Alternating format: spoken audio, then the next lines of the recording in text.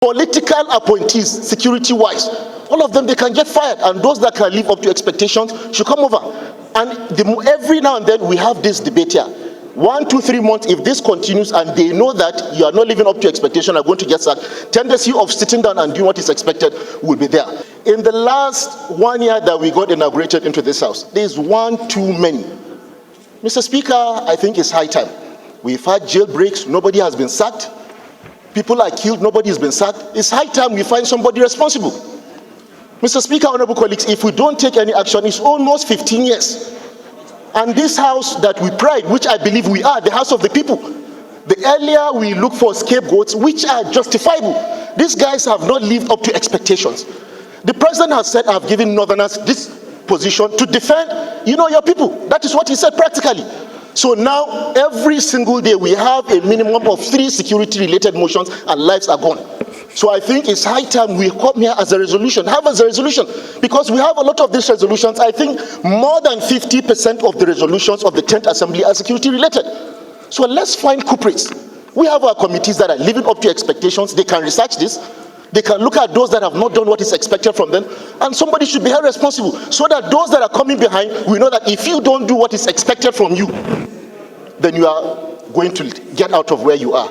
And on that note, I might propose that, look, we can call on the president to sack all security political appointees. All political is 10 months. All of them have been in office for 10 months. Even if you are given a job, you have a probation of 10 months. If you're not living up to expectation, you don't get your confinement after 1 year. It's written my colleague, Honorable Jaha, on what happened over the weekend, which we have not had in a long time, which has to do with suicide bombing. And at the same time, Mr. Speaker, I want to use this opportunity to commiserate with the people of Jibia in Katsina State who, had an attack just 24 hours ago. And at the same time, commiserate with the people in Sokoto with the attacks that have been happening recently between Sokoto and Gusau Road, which unfortunately we lost the Deputy Vice Chancellor just a little over a week ago. Mr. Speaker, honorable colleagues, this is one too many. Please permit me to highlight something that happened in Katsina just last week when the Northwest leaders came together, to deliberate with regards to security, not only in the Northwest, but in Nigeria. Mr. Speaker, honorable colleagues, in the course of that summit, the Vice President, made a presentation there where he made mention that the President specifically brought Northerners to be in charge of security-related agencies and ministries.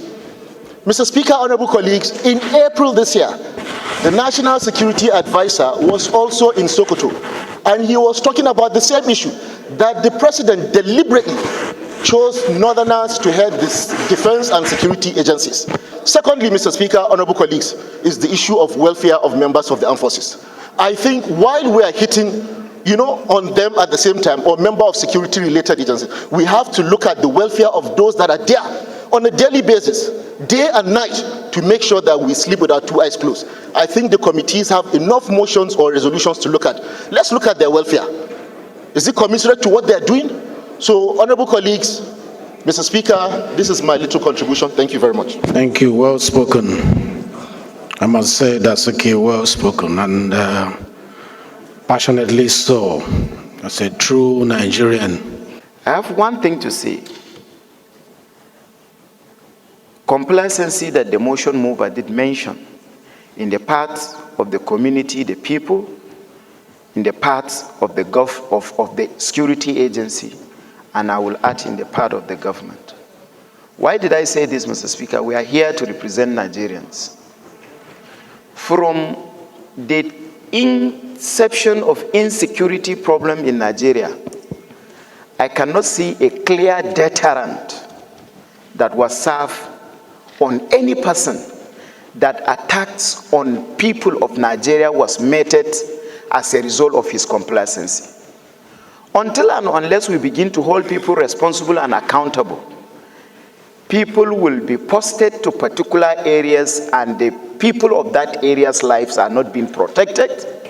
And you cannot hear like it happened during military juntas, that someone is called to account for neglecting his responsibility that led to a particular act. Government must try to call people accountable for that.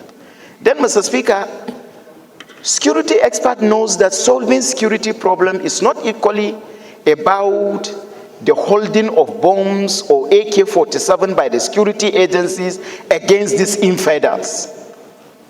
So it has to do with the economic standard living condition of the people. Government must equally centralize its energies and actions on improving the welfare and the standard living condition of the people.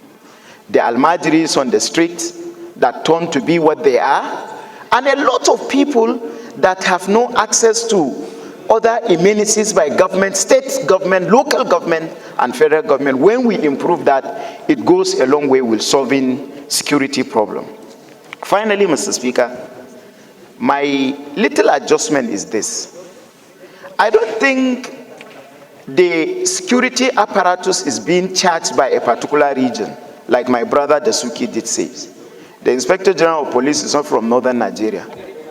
The Chief of Army Staff is not from northern Nigeria. So this thing, we must discuss it as Nigerians, and we must equally, like you did say, security-related committee must live up to their expectation by calling the agencies they are superintending and conducting oversight under to account for what they are doing, that the breakdown in law and order must come to an end. This is not the fault of the president. Mr. Speaker, if we do our job here as a National Assembly, oversight this agency the way you advise that we should oversight, not make them our friends, not make them our enemy, but make them the agency that we superintend over, and bring constructive findings on this hallowed chamber for us to debate on. I am sure every head of security agency would live up to expectation. But I support my brother Dasuki too, that we cannot continue to keep people in position where they are incapacitated, where they cannot discharge their responsibility. Thank you and God bless you. Thank you very much. I actually, being true citizens of this country, reflects on how we share this burden together. It's painful. And I share in the pain of those from the affected states. It's not only in the north. Just 2 days ago or 3 days ago, policemen were shot again in Abia State for doing nothing at their duty posts. So it's a national issue. And this calls for concern, especially for the heads of the committees in charge of the security agencies. I hope we are doing the right oversight.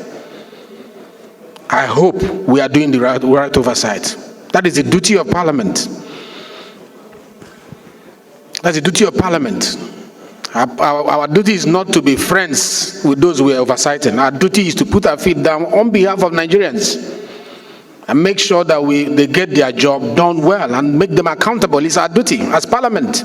Anything short of that is unparliamentary. I want to hear more people discuss this. Let's hear from Jimmy, the Chairman Defense. Federal constituency. Mr. Speaker, it is indeed a sad day. The crime was heinous. It was barbaric, to say the least. Our youth from 35 and below were killed by a heinous and dastardly act by a suicider. Thank God, Honorable Jara told us the post-intelligence report. He said that the perpetrators were all dressed in what is called ANCO uniform. They knew where they came from. This same post-intelligence that was gathered after the dastardly acts. My surprise is that, my urge or my request is that we should put all hands on deck, that the all society approach strategy should be used to detect these type of actions before they happen. That is why I would always suggest that the committee which you chair on constitutional review should please prioritize state police. the amount of men and women we have in uniform is not commensurate to the amount of men we need to have. We need to recruit as many people as possible. These young people that are unemployed can find solace and hope in being in one state, in a state police, a local government police arrangement. We need to put them into the formal system so that they get jobs that are pensionable, they begin to have hope for a better tomorrow. Why do our youth get indoctrinated? They get indoctrinated because there's no hope, there's no job. But we have the capacity to absorb as many of them as possible. Mr. Speaker, Mr. Speaker, Mr. Speaker, you're chairman of the Committee on Constitutional Reform. Please, please, please, let's expedite this. The only way we can eradicate insecurity is if we give hope to our teeming youth. There's a nexus between insecurity and development. I thank you, Mr. Speaker. Thank you. Well said. Well said. And I can assure you the Committee on Constitutional Review is prioritizing security-related bills before us, and we are pushing it. And with your support, I'm sure we'll be able to plug that as one of the solutions to this Hydra-headed problem. Honorable, but to allow you ventilate on issues of national importance. That is the reason why we are here.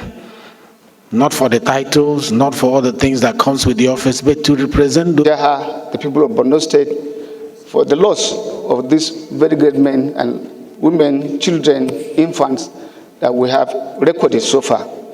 And not only in those areas, like my brother did mention, Katsina, I heard of it last week. There was something between Sapele and Kaduna, almost every part of this country. And that's why I want to appreciate what my brother, Honorable Gagdi mentioned. And what he mentioned, I was humbled by the tune of your own contribution while sitting on the chair, that we should discuss as Nigerians, that we should do away with what is called regional. And that's what is dividing us more instead of integrating us. And as far as I'm concerned, this matter of security is for all of us. It's about the entirety of the nation. There's no part of this country that is safe. And we should not pretend to this. And I want to thank you very much for charging us, those of us who are chairman of committee, to live up to our own responsibility, to be members of parliament, that we will speak to the people, for the people, and on behalf of the people, and speak for ourselves. And that's what we're supposed to be doing. My brother on Tajuddin, the other time, mentioned about the welfare, what is being done in advanced country, as he was also a former ex-service person in that particular community, U.S. Army particularly. Of course, welfare is something we should speak about. But I want to believe too that there are some nitty-gritties that we do not have to come to the floor of the House to begin to mention. Even the information divulged to us that they came in uniform, you are also alerting them in one way or the other that this other one has been discovered, and they will go to do another device. And I do not want us to always be emotional on issues like this. But let's be factual. The emotional could come only in executive sessions. As we get emotional, we always divulge the strategy and discoveries, and by one way or the other, we are sabotaging the efforts of the security agents. And by implication, escalating what is going on. Mr. Speaker, respected colleagues, I think the security agencies are doing more than sufficient, particularly, and I believe you are reading your reports, the Department of the State Security Service. But the issue is this: accountability. Holdings of people has been lacking in terms of what really goes wrong. And I give you an example, Mr. Speaker. Over the period of time that we have had issues on the plateau, just of recent, the DSS, I read somewhere, I stumbled on it, they did an excellent job arresting some people right from here, from Gwagwalada. Those who are supplying arms till this moment, nobody has been prosecuted. And that brings back to the issue of accountability. Somebody must be held responsible. Heads must roll. Any attempt to run away from that, we are just doing politics. And playing politics with lives of Nigerians, I think it's a wake-up call. Your statement is a wake-up call. And what is happening in other African countries, particularly what happened in Kenya, we should not deceive ourselves. Let us not allow the people out there to come and chase us out here. I think we have a lot to offer, and we should be seen to be doing a lot for this country. The country has done more than sufficient for us. For you to be here as a member of parliament is sufficient grace. There are more than 200 million Nigerians out there. The Dangotes, the Obas, the Emirs cannot come here to suspend your rule.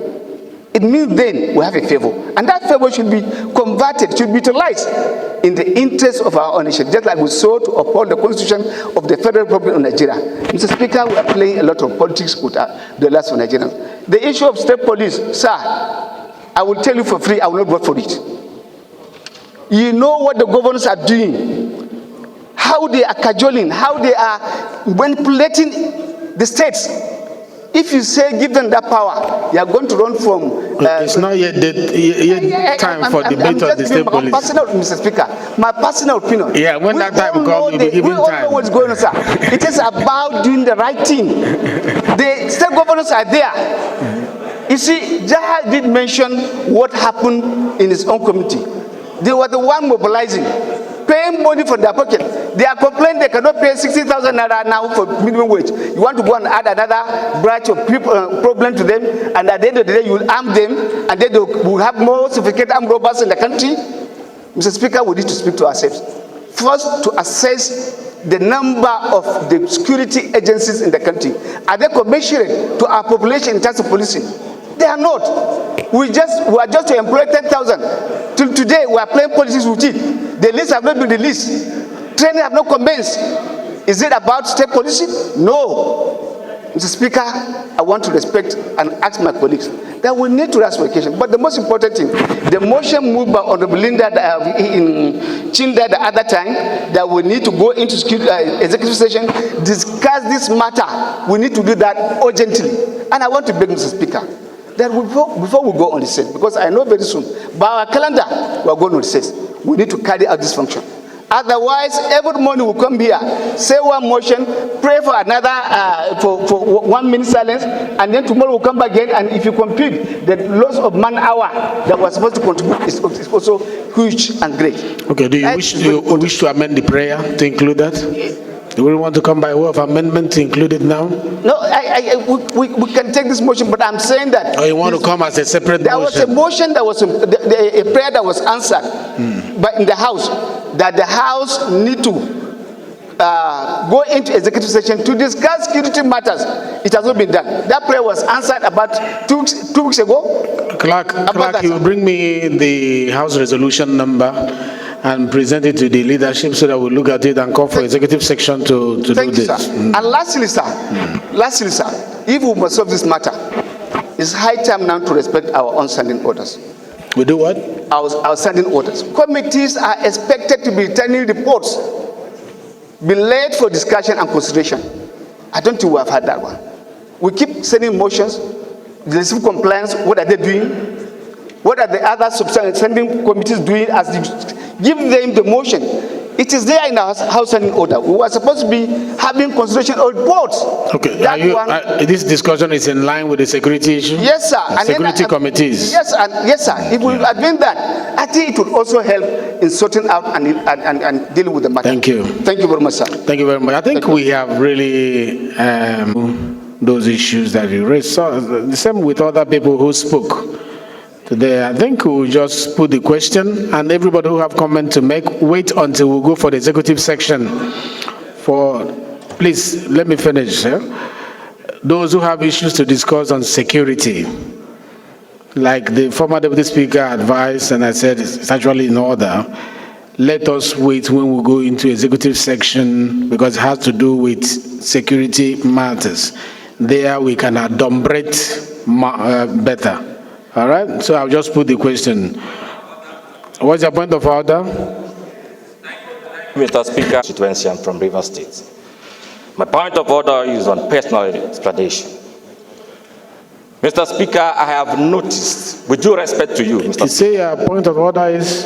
Personal explanation. I have noticed, Mr. Speaker, with due respect to you, Mr. Speaker, each time you preside, you do not give preference to first-timers. Look at the mover of the motion is a ranking member. Virtually everyone who contributed here were all ranking members. You need to allow for fresh ideas. You need to allow for fresh ideas, Mr. Speaker. Some of us, we know more than the old ranking members. Allow us to speak. I took time to listen. Virtually everyone who contributed here are all ranking members. And this is always what you do. And I don't like it. So if you allow me, I'll make my contribution, Mr. Speaker. You allow me, I'll make my contribution.